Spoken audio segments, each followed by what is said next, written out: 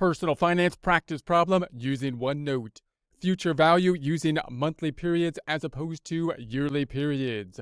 Prepare to get financially fit by practicing personal finance. Here we are in OneNote. If you have access to OneNote, would like to follow along, you're not required to, but if would like to, we're in the icon on the left-hand side. We're in the Practice Problems tab down in the 1225 Future Value Monthly Periods tab.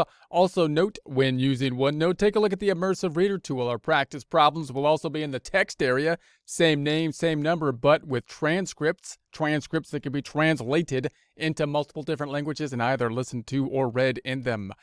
Closing the icon, we got our information up top, calculation on down below. We're looking at future value calculation this time, but instead of having yearly periods, we're looking at monthly periods. Remembering that as we look at these future values, we can do so in multiple different ways. In other words, perform the calculation in multiple different ways. Some of them more common in practice, some of them more common in school settings. Some of the school setting practices, in particular the use of the tables, can be severely limited when we have more periods and smaller rates like monthly rates, which are often the case with something when we're doing monthly periods as opposed to yearly periods. So keep that in mind as we go through the various types of calculations. The scenario, investment, $50,000, rate of return, 36%. That's what we're going to say is the yearly rate. The years are going to be 2 years, but we're going to be compounding monthly, and therefore, we're going to be talking about 24 periods. So that's the first thing we want to remember.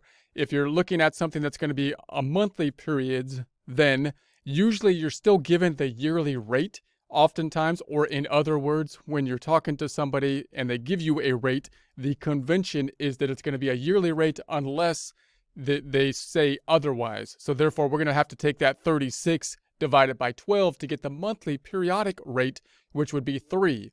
Also note that when you're using the tables, you are limited to, meaning tables for the calculations that you might use in a school setting, you're limited to monthly rates that are going to be over 1.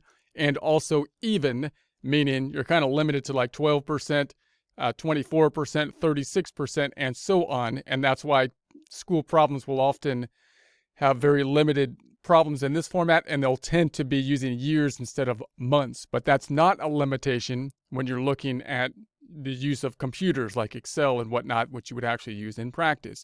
So then we have the number of years is 2 years, compounded monthly, that would be 24 periods, 2 times 12.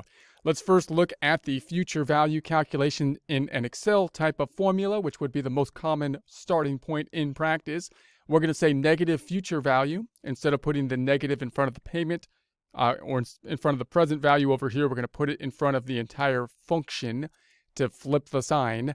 Brackets, the rate then would be the 36%, but that's a yearly rate. We got to take that divided by 12 to get the monthly rate, as you can see here. Note that if you're talking about a small rate, like 5% yearly, and then you're breaking that to a monthly rate, you can come up with some ugly number, which if you were to hard code in here, in other words, type it in, then it can be kind of messy to do. But taking the yearly rate, dividing it by 12, even if it wasn't a nice even 3, as it is in this case, then you could do that quite easily in Excel, and Excel can handle that number without a problem.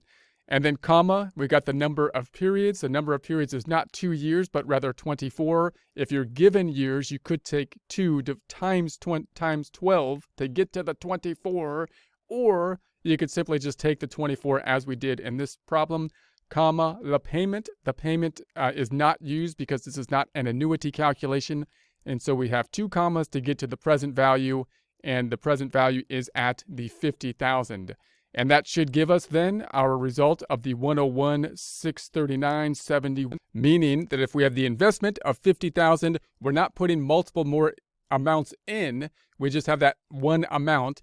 If it was to grow for 2 years, or in other words, 24 periods, with the interest compounding monthly instead of annually at an annual rate of 36%, which would result in a monthly rate of 3%, we should end at the end of that time period, 2 years or 24 months, 101,631,639.71 about. Let's take a look at that again with the running balance. The running balance is another kind of calculation that would be common in practice, although it's more tedious that we can see here, and this is why you wouldn't see it oftentimes in a school type of setting, because if you're looking at this many periods, 24 periods, even with just 2 years, it's 24 periods, which seems kind of long to put together.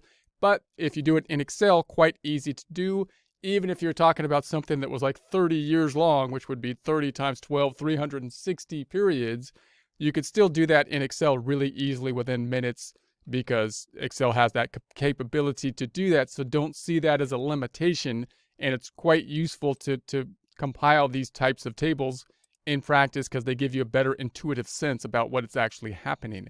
So we're going to start here with that 50,000. We'll do a few calculations. We won't do all 24 of them. So I know a lot of people would like to just do this for 24 calculations, but no, we're only going to do a couple here.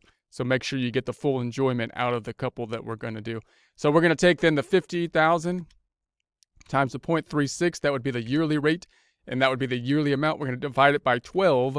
That'll give us the monthly amount of the 1,500, which you can also get by taking the yearly rate, 0.36, divided by 12 to get the monthly rate, which is the nice even 3% in this case, purposely done so by the problem so that we can use the tables, and then times the 15.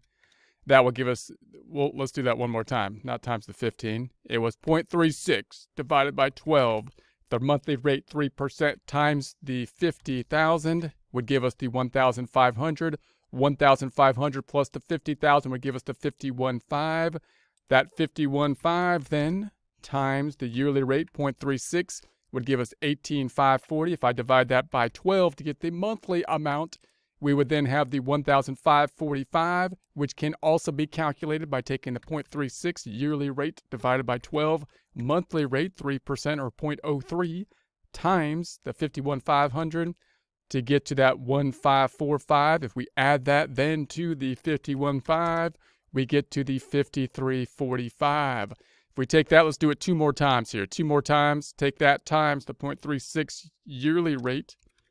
We then get to the yearly amount divided by 12 would give us the monthly amount of the 1,591, which can also be calculated by taking the 0.36 yearly rate divided by 12 monthly rate, 3% or 0.03 times the 53,045 would give us also that same 1,591. Adding that then to the 53,045 gives us the new investment balance, 54,636. We're going to do it one more time, so make sure you fully enjoy this last one, because this is the last time. We're going to take the 45,636 times the yearly rate, 0.36. It's going to be, that would be the yearly amount divided by 12 for the monthly amount, which is going to be the 1,639. We can also calculate that by taking the yearly rate, 0.36, divided by 12 to get the monthly rate of the 0.03 or 3% times the 54,636 gives us the 1,639. Adding that then to the prior balance of 45,636 gives us the 56,275. Okay, that was great. Now, if we did that 24 more times, which you can do on your own if you so choose, I know it's a very stimulating and entertaining exercise, but that's all we'll do here. That'll take us down to the ending balance of that 101,640 about. And it'll give us an idea of the compounding of the interest on a monthly basis, which you might want to compare and contrast to the same problem compounding it like yearly, just 2 years, which would have 2 periods. Okay, and then we can go down and we can then say, let's do the same calculation with the formula, which would be here, which you can just plug the numbers in if you so choose. That would be the future value equals the present value, which would be the 50,000 times the 1 plus R, which is not 36%, because that's the yearly rate, and the rate needs to match the period type, which is monthly in this case. So it would be 36 divided by 12, or 3, to the number of periods, which would not be the years of 2 years, because we're using monthly compounding, but rather months, 2 years times 12 months, or 24 months, 24 periods. Plugging that into our formula in a table format down below, emphasizing those 2 components, doing this kind of like in a tax return kind of layout. We got the present value in that it's in a table. That's what I mean, like a tax return kind of set up like a table. So we got the present value, PV, that's the 50,000, nothing new there. Then we got the 1 plus the rate to the power of the periods n, 1 plus the rate. Here's the new thing, because the rate isn't the yearly rate, which is often given to you in this kind of situation at yearly rate 36, but monthly rate, yearly rate 36 divided by 12, which is a nice even 3 this time, which typically isn't always the case. And oftentimes you might have some messy, ugly number less than 1 oftentimes, but we made it nice and even here for purposes of the practice problem. Excel, of course, can handle any ugly number, and it doesn't matter if it's not even and that kind of stuff, but you got to be aware of that. Okay, so then we got the 1 plus the 3% gives us 103 or 1.03 to the number of periods, which is not 2 years, but 2 times 12 or 24 periods to give us this number here. Let's do that in the trusty calculator, remembering that we need some kind of calculator that can take something to the power of 24. I'm going to go to the scientific calculator to do that. 1 plus the 0.03 gives us 1.03 or 103% to the power of, done with the xy, giving us the caret of top, 24. And there we have the 2.0327 about, bringing this back to the standard calculator. That's enough scientific time for now. Back to standard business calculation. So now we got the future value, which is going to be then multiplying these two out, taking that 50,000 times the 2.032794, and there's the 101,639.71 about. This number, of course, more accurate than the calculator because it was done in Excel, and no matter how many decimals you could see, Excel actually uses the actual number, which is why using Excel is a good tool to do. What doesn't use the actual number are the tables down here. So if you're dealing in a situation like a school setting where they take away all the fancy and useful tools that we would use in practice and give you this table and say do it with the tables, then note that we have the percents up top, which now need to be in monthly percents in order to match the periods, which are now monthly periods now limited to only 50 periods, and they're severely limited down here as they skip periods. There's not uneven periods, and the rates cannot be less than 1%, and they have to be even.